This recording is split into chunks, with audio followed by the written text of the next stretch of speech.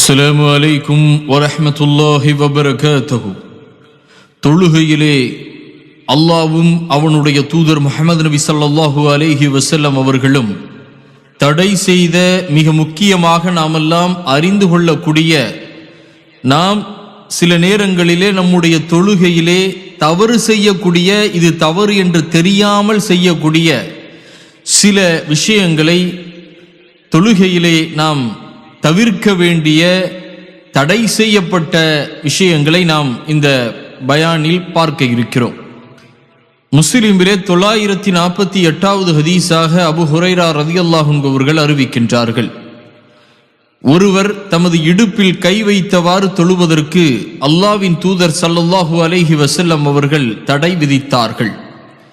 அடுத்த ஹதீஸாக மிக முக்கியமாக, இது தொழுகைக்கு முன்பாக நாமெல்லாம் செய்யக்கூடிய ஒரு தவறு. முஸ்லிமிலே 969வது ஹதீஸாக இடம்பெறுகிறது, அல்லாஹ்வுடைய தூதர் ஸல்லல்லாஹு அலைஹி வஸல்லம் அவர்கள் உணவு வந்து காத்திருக்கும் போது அல்லது சிறுநீர் மற்றும் மலத்தை அடக்கி கொண்டு தொழக்கூடாது என்று கூறினார்கள். சில நேரங்களிலே உணவு காத்திருக்கும், ஆனாலும் உணவை நாம் சாப்பிட்டுவிட்டு நாம் தொழுகையிலே அங்கே சேர்ந்து கொள்ள வேண்டும் என்பதுதான் நபிகள் நாயகம் ஸல்லல்லாஹு அலைஹி வஸல்லம் அவர்கள் சொல்லுகின்றார்கள். அதை போல முஸ்லிமிலே 956வது ஹதீஸாக அல்லாஹ்வுடைய தூதர் ஸல்லல்லாஹு அலைஹி வஸல்லம் அவர்கள் கூறினார்கள், உங்களில் ஒருவர் தொழும்போது அவர் தம் இறைவனுடன் இரகசியமாக உரையாடுகிறார்.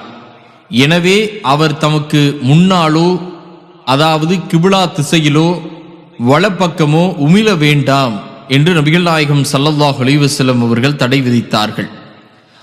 அடுத்ததாக முஸ்லிமிலே 845வது ஹதீஸாக இப்னு அப்பாஸ் ரலியல்லாஹு அன்ஹு அவர்கள் அறிவிக்கின்றார்கள், அல்லாஹ்வுடைய தூதர் ஸல்லல்லாஹு அலைஹி வஸல்லம் அவர்கள் கூறினார்கள், நான் 7 உறுப்புகள் தரையில் படுமாறு சஜ்தா செய்யும்படி நான் கட்டளை பிறப்பிக்கப்பட்டிருக்கிறேன் அல்லாஹ்வால்.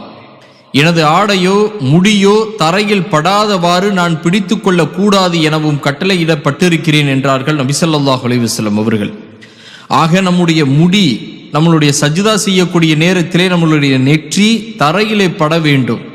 நம்முடைய நெற்றிக்கும் நம்முடைய தரைக்கும் இடைப்பட்டவாறு முடி அங்கே இருந்தால் அது நம்முடைய தொழுகைக்கு தடை செய்யப்பட்ட ஒன்றாக இருக்கிறது. ஆகவே முடி கீழே விழாத அளவிற்கு, தரையில் நம் நெத்தி படாத அளவிற்கு தடையாக நம்முடைய முடி இருக்கக்கூடாது. அடுத்ததாக முஸ்லிமிலே 949வது ஹதீஸாக இடம்பெறுகிறது, நபி ஸல்லல்லாஹு அலைஹி வஸல்லம் அவர்கள் சஜ்தா செய்யும் இடத்தில் கிடக்கும் சிறு கற்களை அப்புறப்படுத்துவது பற்றி கூறுகையில், அவ்வாறு செய்வதுதான் ஆக வேண்டும் என்றிருந்தால் ஒரு தடவை மட்டும் செய்து கொள்ளுங்கள் என்றார்கள். தொடர்ந்து நாம் கீழே இருக்கக்கூடிய சஜ்தா வைக்கக்கூடிய அந்த நெற்றியிலே தூசி இருக்குமோ என்று நாம் நினைத்து கொண்டு ஒவ்வொரு சஜ்தாவிலும் அங்கே நாம் சுத்தம் செய்து சஜ்தா செய்து கொண்டிருப்போம். இது தடை செய்யப்பட்ட ஒன்றாக இருக்கிறது. அடுத்த ஹதீஸாக முஸ்லிமிலே 850வது ஹதீஸாக அல்லாஹ்வுடைய தூதர் ஸல்லல்லாஹு அலைஹி வஸல்லம் அவர்கள் கூறினார்கள், சஜ்தாவில் நடுநிலையை கையாளுங்கள்.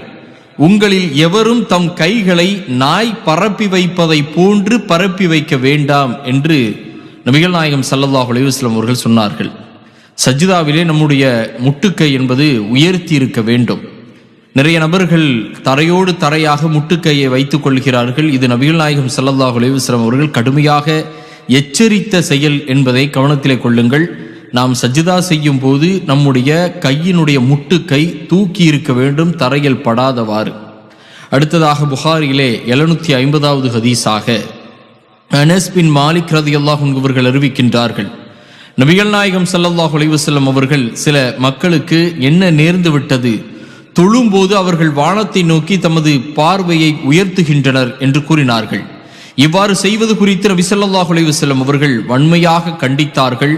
இதிலிருந்து அவர்கள் விலகி கொள்ள வேண்டும், இல்லையெனில் அவர்களின் பார்வை பறிக்கப்பட்டுவிடும் என்று கூறினார்கள். சில நபர்கள் அல்லாஹ் மேலிருக்கிறான் என்று தொழுகக்கூடிய நேரத்திலே வானை நோக்கி தொழுவார்கள். அப்படி தொழுவதை அல்லாஹ்வுடைய தூதர் ஸல்லல்லாஹு அலைஹி வஸல்லம் அவர்கள் தடை செய்திருக்கின்றார்கள். அவ்வாறு தொழக்கூடியவர்களுக்கு அவர்களுடைய பார்வை அல்லாஹ்வால் பறிக்கப்பட்டு விடும் என்பதையும் எச்சரிக்கை செய்திருக்கின்றார்கள். முஸ்லிமிலே 824வது ஹதீஸாக அல்லாஹ்வுடைய தூதர் ஸல்லல்லாஹு அலைஹி வஸல்லம் அவர்கள் கூறினார்கள், அறிந்து கொள்ளுங்கள், ருக்கு அல்லது சஜ்தா செய்து கொண்டிருக்கையில் குர்ஆன் வசனங்களை ஓத வேண்டாம் என்று நான் தடை விதிக்கப்பெற்றுள்ளேன். ருக்குவில் வலிமையும் மாண்பும் உடைய இறைவனை மகிமைப்படுத்துங்கள், சஜ்தாவில் முனைந்து பிரார்த்தியுங்கள், உங்கள் பிரார்த்தனை ஏற்கப்பட அது மிகவும் தகுதியானதாகும் என்று சொன்னார்கள். ஆக சஜ்தாவிலே உங்களுக்கு தேவையானதை நீங்கள் இறைவனிடத்தில் கேட்டுக்கொள்ளுங்கள், ருக்குவிலே அல்லாஹ்வை புகழுங்கள், மகிமைப்படுத்துங்கள்.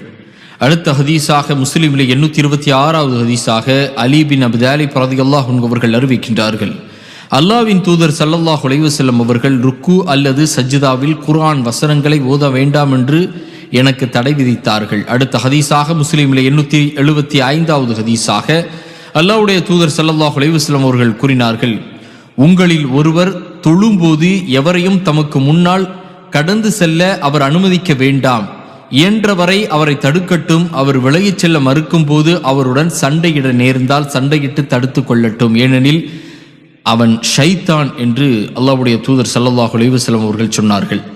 அடுத்த ஹதீஸாக முஸ்லிமிலே 894வது ஹதீஸாக உங்களில் ஒருவர் தம் தோள்களை மறைக்காமல் ஒரே ஆடையை அணிந்து கொண்டு தொழ வேண்டாம் என்றார்கள் நபிகள் நாயகம் ஸல்லல்லாஹு அலைஹி வஸல்லம் அவர்கள். அடுத்த ஹதீஸாக திருமிதியிலே 2863வது ஹதீஸாக அல்லாஹ் உங்களுக்கு தொழுகையை கட்டளையிட்டுள்ளான், எனவே உங்களில் ஒருவர் தொழும்போது திரும்பி பார்க்க வேண்டாம், ஒரு அடியான் தொழுகையில் தமது முகத்தை திருப்பாது வைத்திருக்கும் வரை அல்லாஹ் தனது முகத்தை அவனை நோக்கி வைத்திருக்கிறான் என யஹ்யா அலைஹிஸ்ஸலாம் அவர்கள் தனது மக்களுக்கு நிகழ்த்திய உரையில் குறிப்பிட்டார்கள் என நபிகள் நாயகம் ஸல்லல்லாஹு அலைஹி வஸல்லம் அவர்கள் சொன்னார்கள். அடுத்ததாக புகாரிலே 3291வது ஹதீஸாக அன்னை ஆயிஷா ரலியல்லாஹு அன்ஹா அவர்கள் அறிவிக்கின்றார்கள், நான் நபி ஸல்லல்லாஹு அலைஹி வஸல்லம் அவர்களிடம் தொழுகையில் ஒருவர் திரும்பி பார்ப்பது குறித்து கேட்டேன். அதற்கு அவர்கள், அவ்வாறு செய்வது உங்களின் தொழுகையை ஷைத்தான் பறித்து செல்லுவதற்கு வழிவகுப்பதாகும் என்று பதிலளித்தார்கள். அடுத்த ஹதீஸாக அபூதாவுதிலே 840வது ஹதீஸாக உங்களில் ஒருவர் சஜ்தா செய்தால் ஒட்டகத்தை போன்று உட்கார வேண்டாம் மற்றும் அவரது முழங்கால்களுக்கு முன் அவரது கைகளை வைக்கட்டும் என நபிகள் நாயகம் ஸல்லல்லாஹு அலைஹி வஸல்லம் அவர்கள் சொன்னார்கள். ருக்குவில் இருந்து சஜ்தா செய்யக்கூடிய நேரத்திலே பெரும்பாலானவர்கள் தன்னுடைய முட்டு காலினுடைய முட்டை வைத்து பிறகு கைகளை வைக்கின்றார்கள்.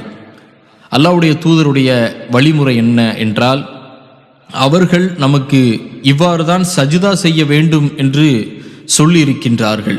ருக்குவில் இருந்து நாம் சஜ்தா செய்யக்கூடிய நேரத்திலே முதலாவதாக நம்முடைய கையை வைத்து பிறகுதான் காலினுடைய முட்டை வைக்க வேண்டும். உங்களுடைய உடல் ஒத்துழைக்கவில்லை என்றால் நீங்கள் உங்களுடைய காலை வைத்து பிறகு நீங்கள் கையை வைத்து கொள்ளலாம்.